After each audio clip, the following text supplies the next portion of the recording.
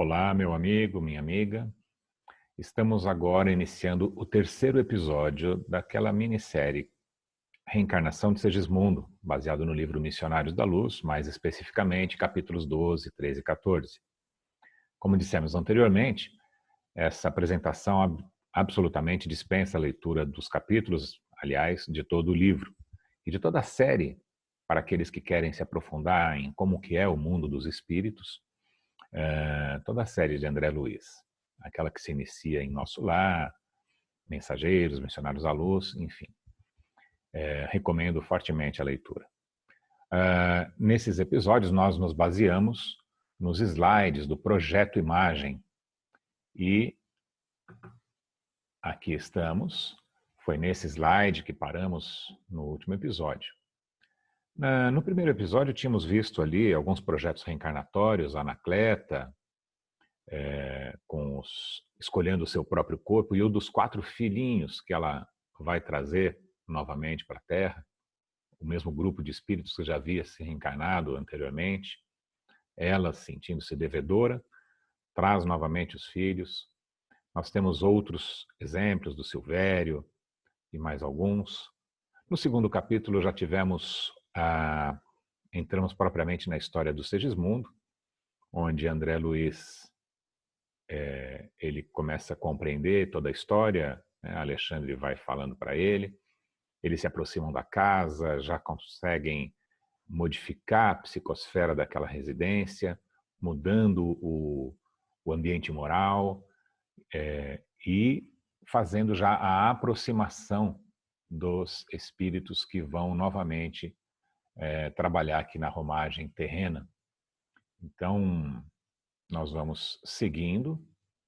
Nesse episódio aqui, nesse último slide, né, eles já estavam voltando para o Nosso Lar, e André Luiz questionando o Alexandre a respeito do momento da relação mais íntima do casal, se teriam testemunhas, e isso está tudo explicado lá no episódio 2.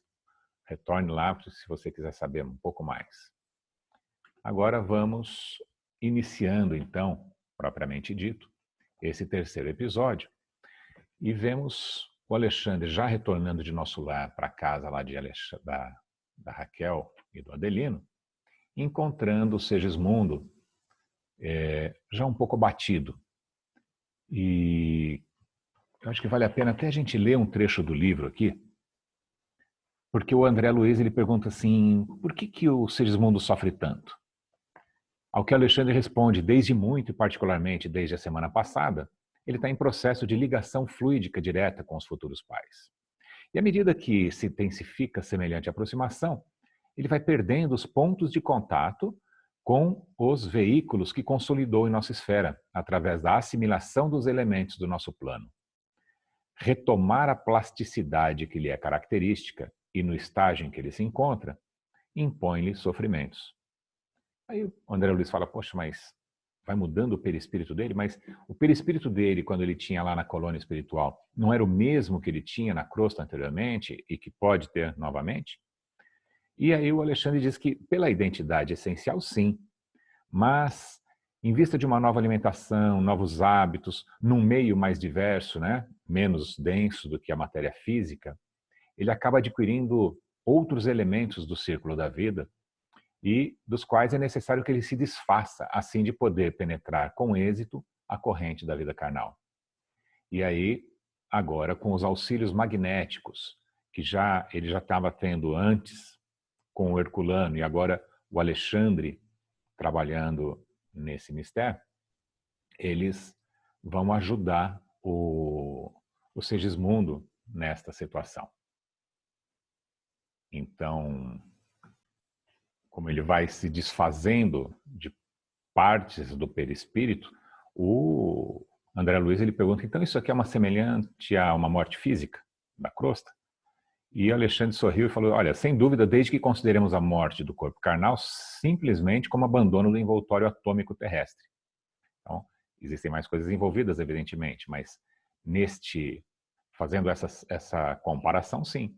Nós perdemos parte do nosso perispírito, assim como perdemos totalmente o nosso corpo físico, para ingressar numa nova fase de uma única vida que temos. A reencarnação não quer dizer que temos muitas vidas, nós temos muitas experiências terrenas, mas de uma vida imortal daquele espírito que somos. E aí, voltando aqui para o slide, nessa conversa com o Segismundo, né? O Alexandre, ele pergunta, assim, ele fala, olha, você deve estar satisfeito, né? Está chegando o momento decisivo. Sim, fala Segismundo, mas eu estou muito grato, mas olha, não se esqueçam de mim e eu tenho muito receio, muito receio.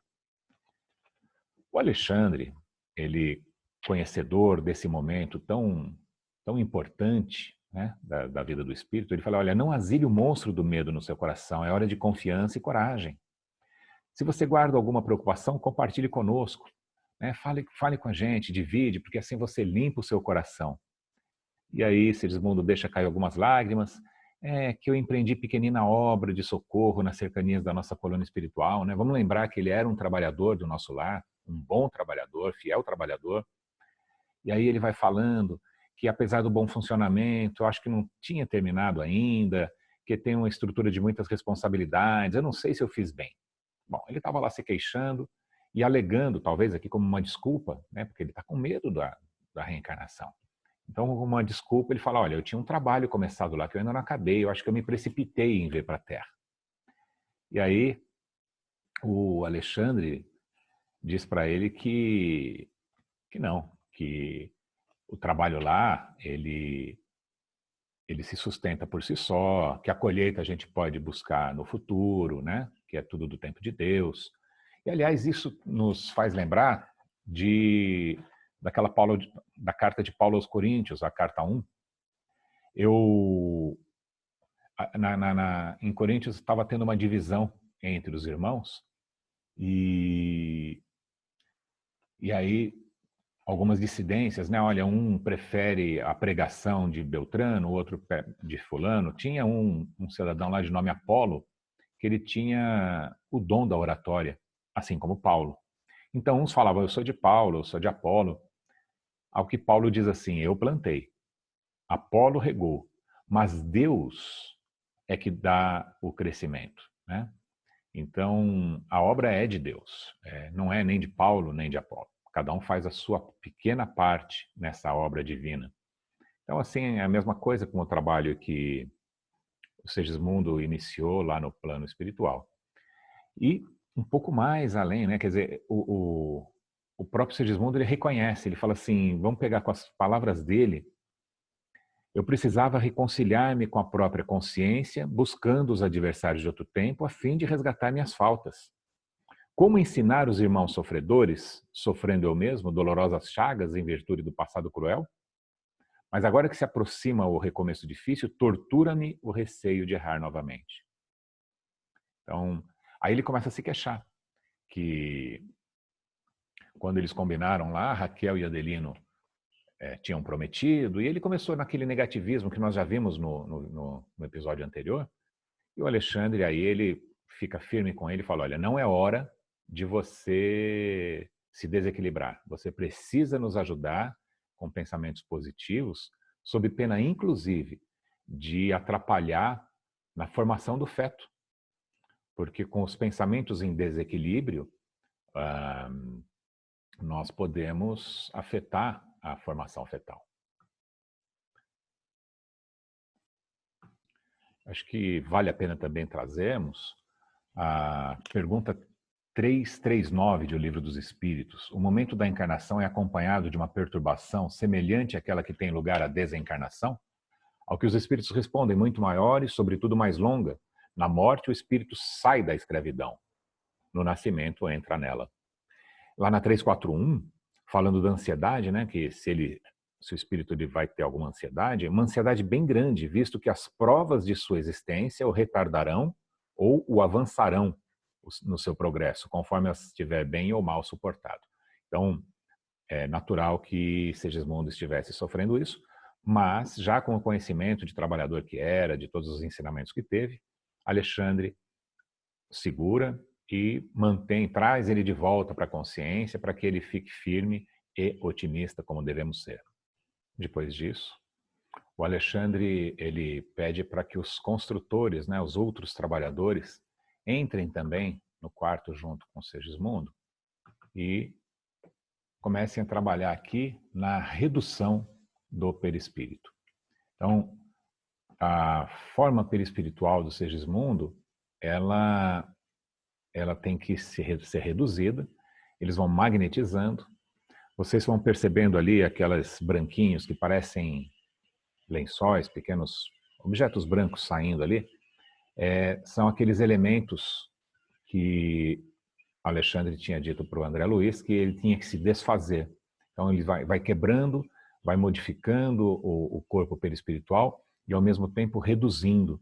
Nesse meio tempo, o Alexandre também pede para que o Segismundo trabalhe junto, né? Porque estão todos magnetizando, todos com a mente fortalecendo esse conceito de sair o perispírito da forma do Segismundo para aquele bebezinho.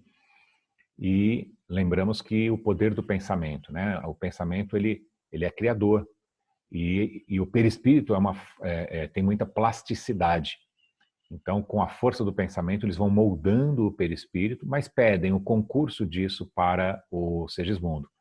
E o André Luiz, ele pergunta se é sempre assim que funciona. O Alexandre diz que não, que, na verdade, existem infinitas possibilidades, infinitas formas. Um espírito muito mais evoluído não precisa do concurso dos outros, ele mesmo plasma sozinho a sua forma. E, por outro lado, espíritos muito mais inconscientes, eles não podem participar desse processo, eles vão ficar adormecidos o tempo todo, porque eles mais atrapalhariam do que ajudariam, eles perturbariam o ambiente. Voltando, então, para os slides, no próximo nós temos já, então, o bebezinho, que já não é mais o Segismundo, não é? Sendo entregue por Alexandre para a vovó, né? Além dos construtores, vários amigos espirituais da família estavam presentes. O Alexandre entrega o nenê para aquela que for a mãe da Raquel, nesta vida, e convida a todos para entrarem no aposento do casal. Solicita a visita reiterada de todos no período da gestação, informando que só aqueles que semearam muitas afeições podem receber o concurso de muitos amigos. Então, aqui estão só os construtores, essa entrega solene para a mãe de Raquel, né?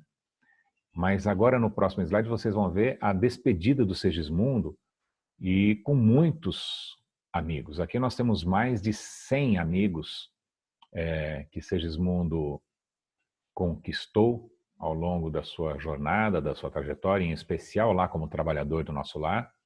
Aqui percebemos ainda a mãe de Raquel segurando o bebezinho, o Alexandre aqui conversando com toda a plateia, as bênçãos que estão sendo derramadas das esferas superiores, representadas por essas flores, são flores de bênçãos que ao toque no corpo físico ou no corpo perispiritual, elas se transformam em luz. E vemos aqui, voltou, o cordão fluídico, né? Aquilo que prende, esses dois são os únicos encarnados de toda essa plateia, porque os seus corpos estão lá na cama e eles aqui, em desdobramento, estão presenciando toda a cena. Eles não vão se lembrar disso totalmente, o que falaremos logo mais, mas é importante entender também que aqui o Alexandre ele explica para o André Luiz, porque o André ele pergunta se ele vai ter, qual é a forma dele, se ele vai parecer com o Segismundo de antes, e aí o Alexandre diz assim, olha, os contornos e as minúcias anatômicas dependem da colaboração cromossômica, né? Então nós temos a genética que vai influenciar nos detalhes físicos, então ele pode ter os olhos da mãe, o cabelo do pai, coisa parecida, mas adicionem-se a essa contribuição genética a influência mental da Raquel, da mãe, a atuação do próprio interessado, a atuação dos construtores como funcionários da natureza e olha, a visita das entidades amigas durante a formação do corpo. E nesse momento o Alexandre convida todos à prece. Então, vamos levar lá para o slide novamente.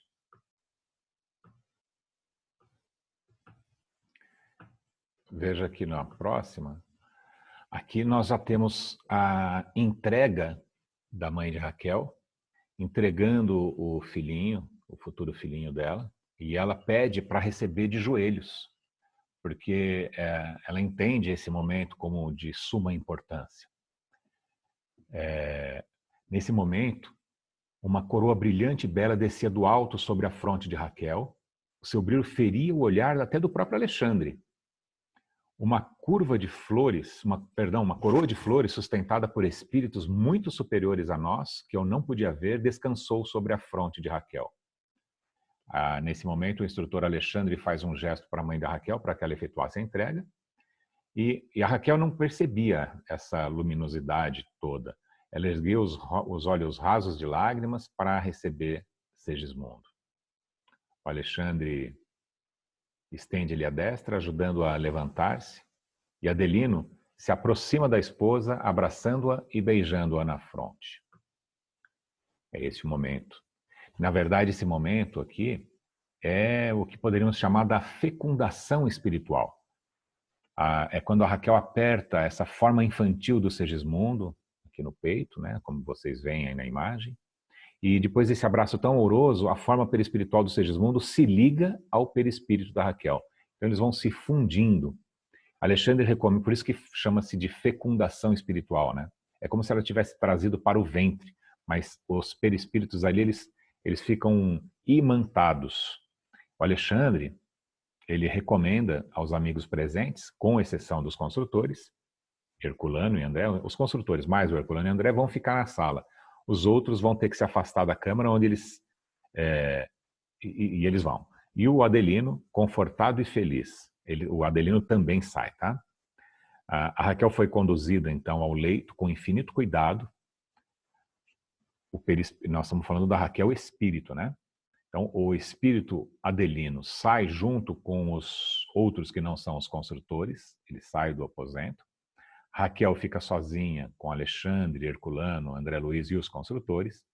Eles a conduzem ao leito e as palavras que o Alexandre usa aqui é muito bacana, porque ela atravessa o espesso véu de vibrações que separa as esferas espiritual e física, sem conservar qualquer reminiscência precisa, mas sentia que podia ser mãe outra vez.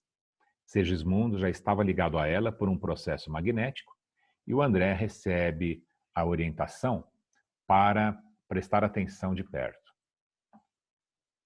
neste momento. O Alexandre, ele projeta a luz sobre o ventre materno com auxílio magnético. São milhões de espermatozoides, eles corriam em busca do óvulo. André não percebe, mas Alexandre, após um exame meticuloso da substância fecundante, identifica e escolhe o mais adequado, fixando nele o poder magnético próprio. Veja, eu disse o mais adequado, não necessariamente o mais forte, o mais belo, mas o mais adequado, geneticamente, para as experiências que o Segismundo vai ter que ter nessa nova experiência terrena. E o elemento focado ganha uma nova energia, desembaraçava-se e avançava rapidamente para a fecundação. E aí eu acho que a gente pode trazer a questão 344 do Livro dos Espíritos. Em que momento a alma se une ao corpo? A união começa na concepção, mas não se completa senão no momento do nascimento. Desde a concepção, o espírito designado para habitar tal corpo, a ele se liga por um laço fluídico que vai se apertando cada vez mais até o instante em que a criança vê a luz. O grito se escapa então da criança e anuncia que ela se conta entre os vivos e os servidores de Deus. Muito bacana, né? Essa resposta dos espíritos para a questão que Kardec trouxe. Vamos aqui para o próximo. Então, esse é o instante exato da fecundação e da ligação do perispírito. Sob o influxo luminoso magnético de Alexandre, o espermatozoide penetra o óvulo. O instrutor, como um hábil cirurgião, toca a pequenina forma com a destra. Depois, a justa forma reduzida do Segismundo, que se interpenetrava no organismo da Raquel e a vida começa a pulsar. O espermatozoide que atinge o óvulo não é o mais apto no sentido de superioridade, como dissemos antes, mas no sentido de sintonia magnética. Haviam decorrido os 15 minutos e estava terminada a operação inicial da ligação. Começaria então o processo da divisão celular. E o perispírito do Segismundo serve de forma e o organismo materno fornece o alimento. Recomeça o significado da volta ao princípio. Então, o desenvolvimento embrionário, ele começa com a forma de uma ameba, depois vão surgir os sinais da era aquática e assim por diante, né? Nós sabemos que os fetinhos pequenininhos, todos eles têm a mesma forma. Nós parecemos com todos os nossos antecessores aqui na formação da Terra. E aí é uma questão muito importante. Trazemos na questão 358, né? Que constitui crime a provocação do aborto em qualquer período da gestação. Nós sabemos que se a vida nasce ali na fecundação, se já tivemos todo esse processo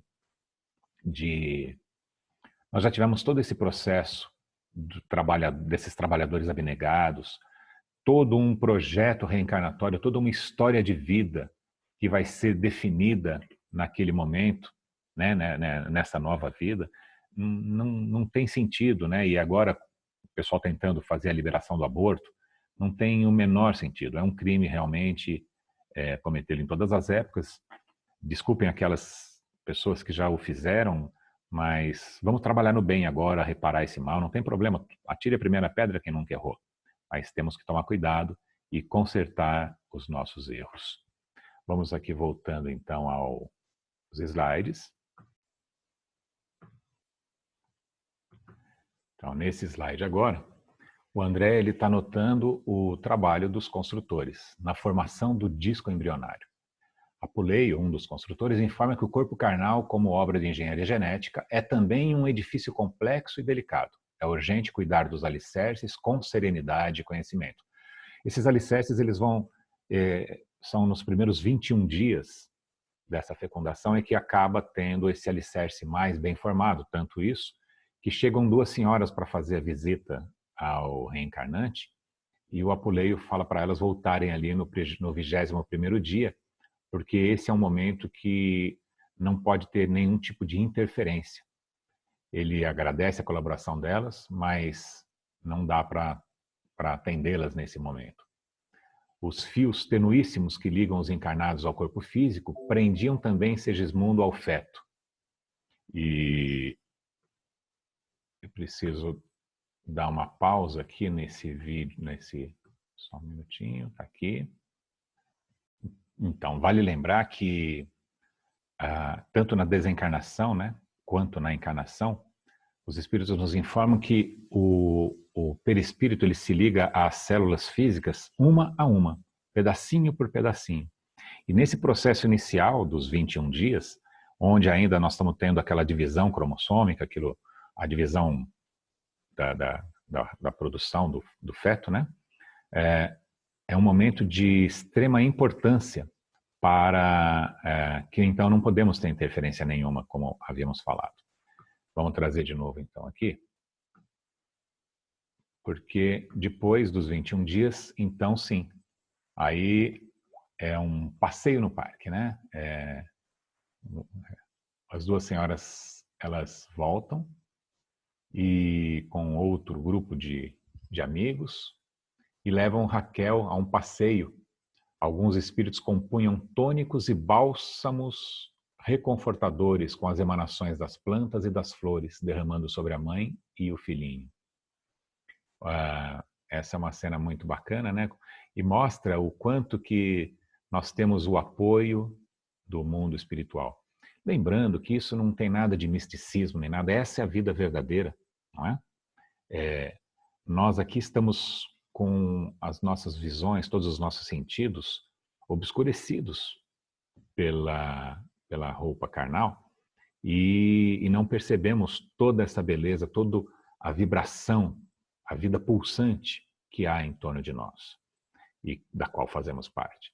Mais uma vez, vocês ainda vão ver ali o fio de prata que está aqui junto da Raquel, segurando o filhinho no colo. E todos os outros não têm o fio de prata. Mostra que todos os outros espíritos que aqui estão são espíritos que estão desencarnados. Poderíamos ter aqui alguns espíritos encarnados e também em desdobramento, apoiando a Raquel, mas não é o caso nesse momento. E já estamos chegando, então, ao final. E podemos trazer aqui que a questão 459 do Livro dos Espíritos, né? Quando Kardec pergunta se os espíritos influem em nossos pensamentos e nossos atos, e a resposta, muito mais do que imaginas.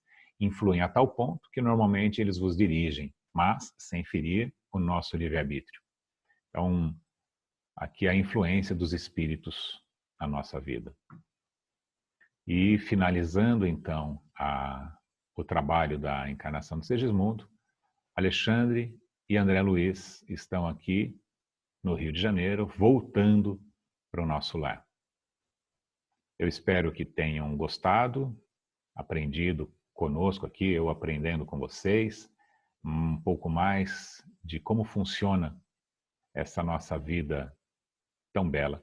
Agradecendo Kardec e toda a pleiade de espíritos que nos trouxe essa doutrina consoladora e esclarecedora, libertadora dos grilhões da ignorância, e os convido para os próximos vídeos que postaremos com os cursos, ou apenas palestras, ou algumas mensagens de otimismo. Então, não deixe de se inscrever no nosso canal. Agradeço a oportunidade de estar aqui com vocês. Que Jesus nos abençoe a todos.